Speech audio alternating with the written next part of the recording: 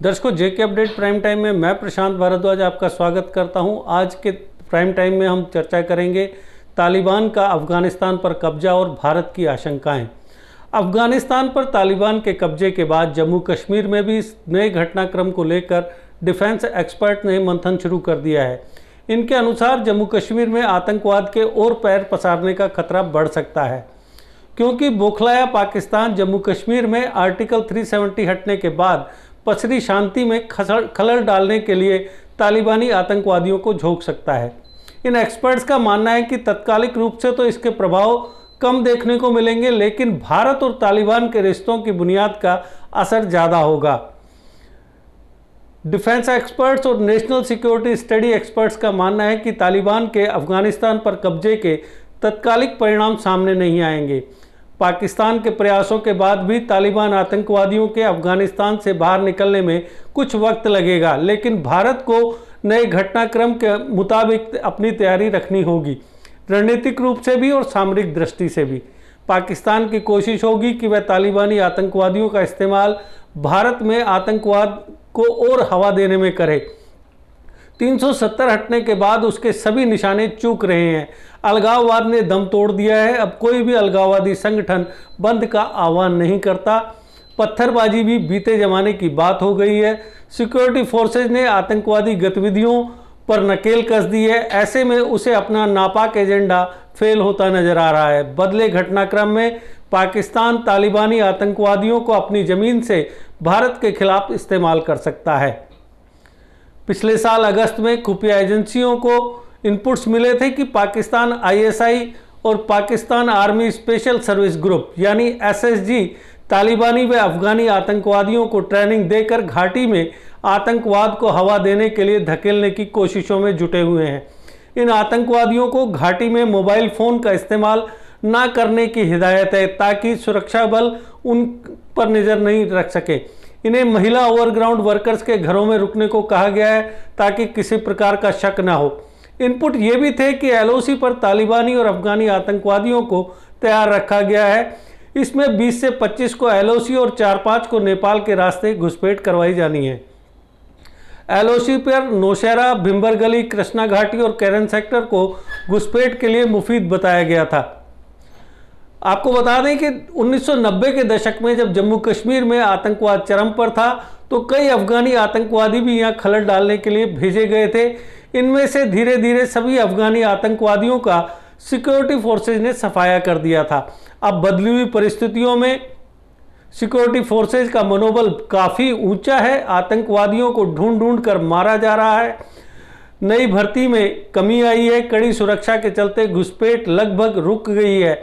ऐसे में पाकिस्तान के पास आतंकवाद को शरण देने का अब कोई जरिया नज़र नहीं आ रहा, इसलिए वो रोज़ाना ही कोई ना कोई ऐसी साजिश रचता है, लेकिन उसकी हर साजिश को सतर्क सुरक्षा बल नाकाम कर देते हैं। एक्सपर्ट्स का कहना है कि रूस से लड़ने के लिए पाकिस्तान ने तालिबान का गठन किया, इसलिए पाकिस्तान और तालिबान के बीच रिश्ते काफ़ी मधुर हैं।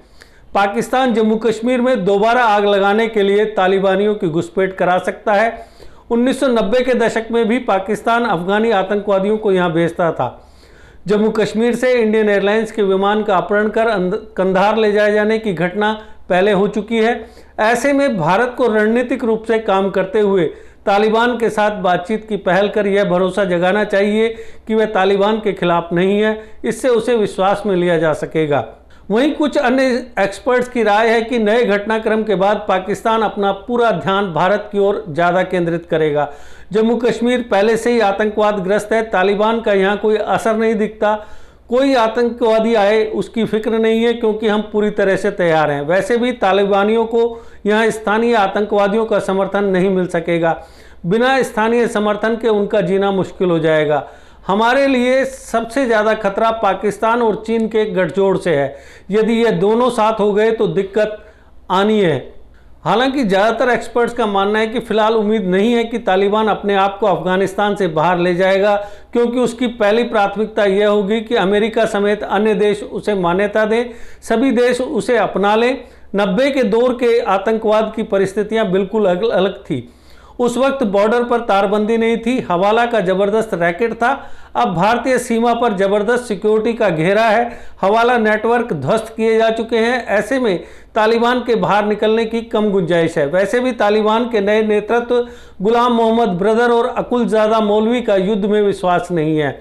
अफगानिस्तान में एक बार फिर तालिबान का शासन आ गया है। राष्ट्रपति अशरफ गनी देश छोड़कर जा चुके हैं। सत्ता हस्तांतरण लगभग पूरा हो चुका है। इसके साथ ही उन लोगों के प्रयासों को गहरा धक्का लगा है जो पिछले 20 साल से देश में लोकतंत्र की स्थापना की कोशिशों में जुटे हुए थे। इनमें अमेरिका, नाटो देशों के साथ ही भारत भी शामिल है। एक्सपर्ट कहते हैं कि भारत के लिए आने वाला वक्त काफ़ी मुश्किलों भरा हो सकता है। अफगानिस्तान में भारत के पास जो कूटनीतिक बढ़त थी वो खत्म हो सकती है। इस हलचल का असर दुनिया के जिन मुल्कों पर सबसे ज़्यादा पड़ेगा उनमें भारत शामिल है। एक्सपर्ट्स कहते हैं कि तत्कालिक तौर पर देखें तो भारत पर इस बदलाव को कोई खास नहीं असर पड़ने वाला।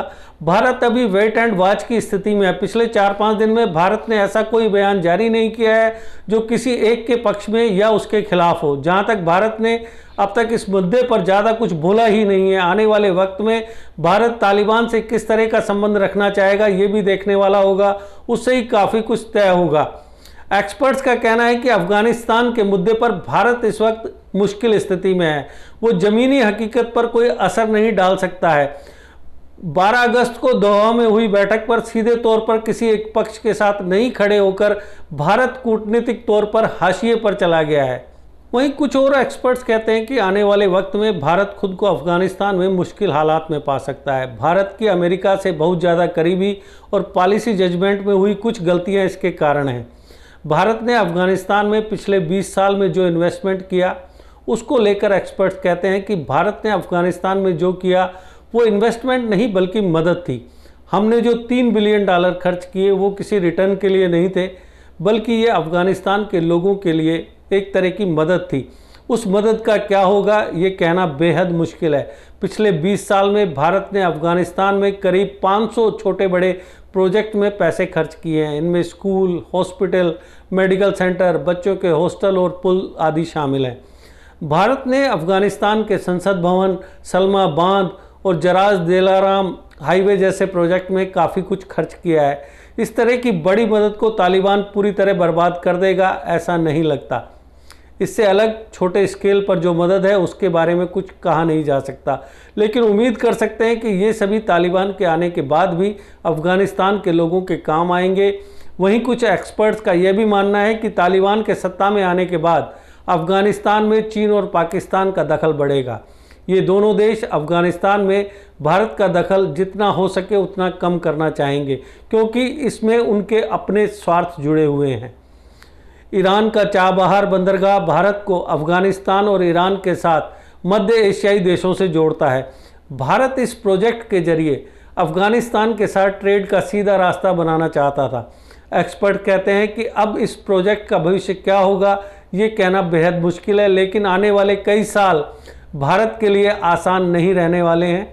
आने वाले वक्त में अफगानिस्तान से कारोबार कराची और ग्वादर बंदरगाह के जरिए हो सकता है।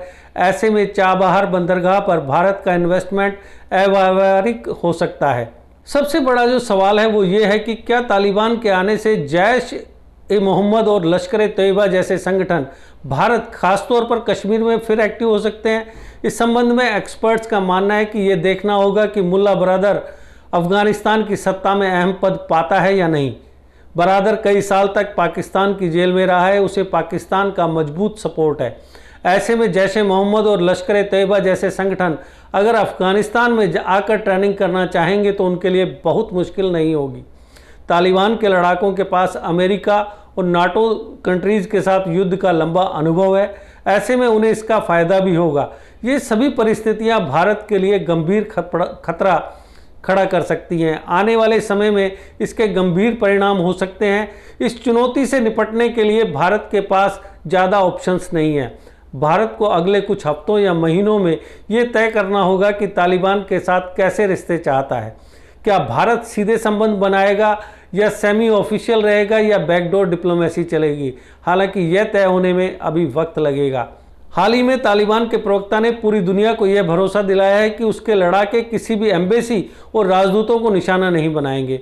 एक इंटरव्यू में तालिबान के स्पोक्सपर्सन मोहम्मद सुहेल शाहीन ने अफगानिस्तान में भारत के कामों की सराहना की, मगर सेना के रूप में भारत की एंट्री को लेकर चेतावनी भी दी। इतना ही नहीं, भारतीय प्रतिनिधिमंडल से मुलाकात की खबरों और पाकिस्तानी आतंकवादी संगठनों से अपने संबंधों पर भी उन्होंने खुलकर बातचीत की। विभिन्न देशों द्वारा दूतावासों को खाली कराने और अपने राजनयिकों को वापस बुलाने जैसी खबरों के बीच तालिबान स्पोक्सपर्सन मोहम्मद सुहेल शाहीन ने कहा कि हमारी तरफ से दूतावासों और राजनयिकों को कोई खतरा नहीं है। हम किसी दूतावास या राजनयिक को निशाना नहीं बनाएंगे।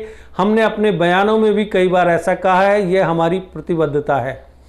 अफगानिस्तान में भारत की परियोजनाओं का क्या होगा, इस सवाल पर स्पोक्सपर्सन ने कहा कि हम अफगानिस्तान के लोगों के लिए किए गए हर काम की सराहना करते हैं, जैसे बांध, राष्ट्रीय और बुनियादी ढांचा परियोजनाएं, और ऐसे सभी कामों की सराहना करते हैं जो अफगानिस्तान के विकास, पुनर्निर्माण और लोगों के लिए आर्थिक समृद्धि के लिए है। भारत अफगान लोगों की या राष्ट्रीय परियोजनाओं में मदद करता रहा है। भारत ने पहले भी ऐसा किया है। मुझे लगता है कि इसकी सराहना की जानी चाहिए।